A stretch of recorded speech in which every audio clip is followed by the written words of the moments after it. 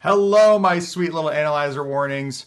I just dropped a glass on the floor right at my feet. There's shards of glass everywhere, but my feet haven't moved. My feet have not moved yet, and the show must go on.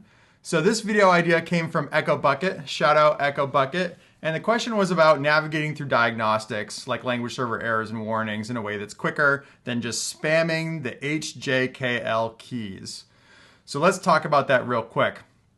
The first thing you're going to need is Helix with a language server integrated. We're going to check right now. I'm going to be working in Dart, so we're going to do HX health Dart. And we can see that it is all hooked up. What you're looking for is where it says configure language server Dart. You want to be able to type which Dart, have it show an actual path, and then 99% of the time it's going to work just fine. So what is an analyzer warning? So imagine we come in here and change this type to string.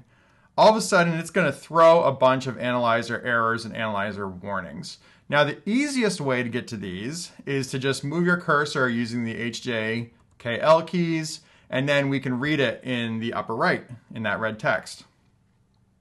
Now, the question becomes, how do you handle a situation where you've got, let's say, a bunch of lines in between two parts of your code, and you want to be able to jump between these analyzer warnings? So the first thing you can do is you can do use the bracket window and do D, and that will allow you to go next and previous. And if things were a little closer, it would look a little bit more like this, and that's a lot easier to deal with. And that works really well. That's probably the easiest way to do it. So anywhere in this file, you can just hit bracket D, close bracket D, and we can go to those analyzer warnings. Now, the other thing you can do is you can do local diagnostics with space D. So if I do space D, it will go ahead and show all of the diagnostics that are currently available in this file. And then I can use Control N and Control P to navigate between them.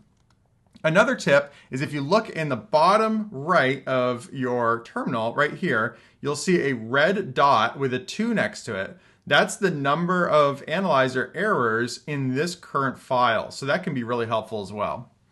Now, the last question is, what do you do if you make a change and it's caused analyzer warnings in this file, but also in other files that depend on it? So let's go ahead and try that out. So what we can do is we can also do space uppercase D, and that will show a picker for all diagnostics language server errors and warnings in the entire project.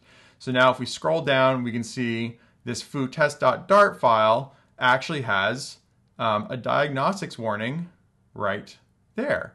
And we can use Control O to go back to the previous and fix it. So that's what I've got for you all today. Thank you so much for watching. And if you have any questions or ideas for content, go ahead and paste them in the comments below. Thank you very much.